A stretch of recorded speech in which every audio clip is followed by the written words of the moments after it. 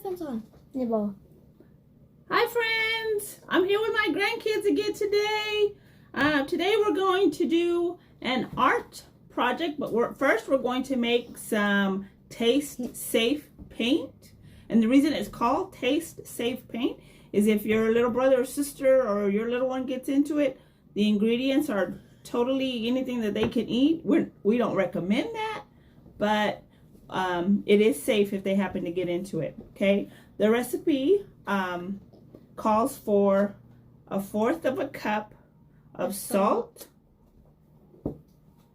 1/2 cup of flour. I don't know if you can see that, 1/2 cup.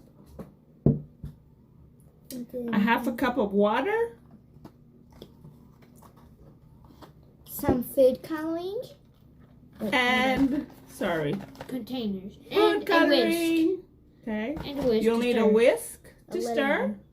I don't want to put that big. And we are also going to use these resealable containers because the recipe for this taste safe paint says that you can store it in the refrigerator and it keeps up to 6 months. So we're going to give it a try. We are also helping out Miss D she teaches Tohoku Elementary Art. So we're going to try this recipe and we're going to let her know how it turns out. So here we go. I'm going to let Fela pour the water. All of it? That's 1/2 cup of water.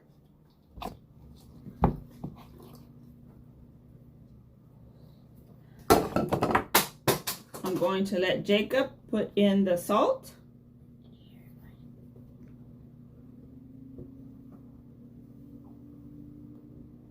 And I'm going to let Emily put in the flour, but she's going to do it slowly so I can stir it. Wait.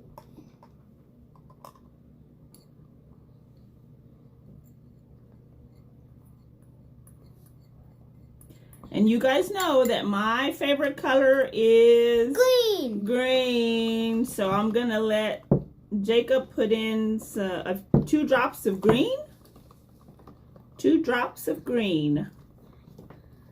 Let me lower this, boys and girls, so you might be able to see it a little better. There we go. 1.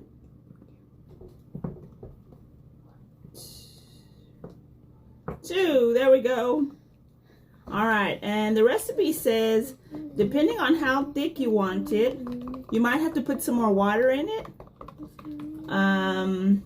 But it does say to make sure that you get out all the lumps. So that's why we need to make sure that we whisk it real good. This is like a lime green. I'll show you here in just a sec. It's like a lime green. I would like it a little bit darker, like a grass green. So I'm going to have Jacob put some more food coloring in there until I like the dark green color that represents grass. 3, 4, 5. That's good. And then I'm going to look at it here in just a sec. Almost there. Almost there. Okay, that's still kind of thick. So I am going to pour a little bit more water in there because it's still kind of thick.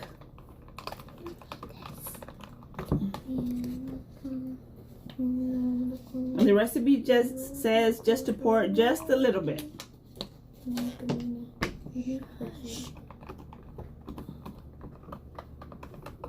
Okay, that's still too light for me. Still not the color green I want, so I'm going to put some more food coloring in there.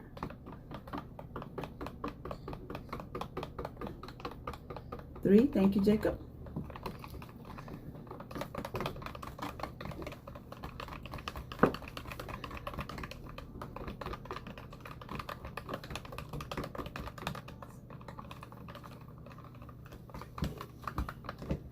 All right, eventually we'll get there, boys and girls.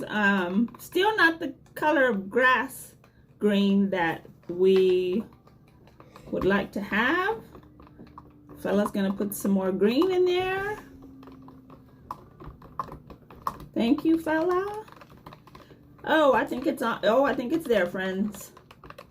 I'm loving this green color here.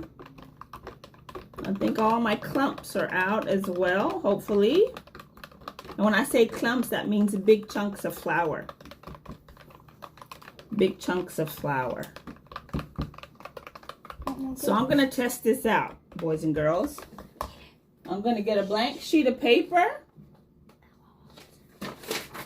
Just a blank sheet of paper.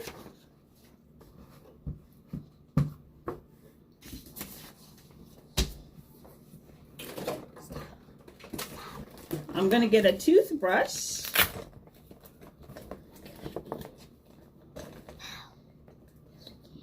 And I have paintbrushes, toothbrushes, silly Miss Garcia, paintbrushes here at home that I can use.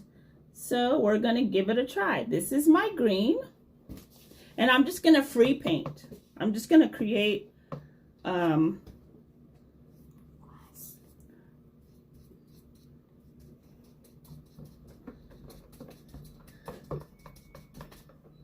okay, this looks like it may work better if I use cotton balls. I don't know if you can see it there. I'll show it here in just a sec. I'll lift it up.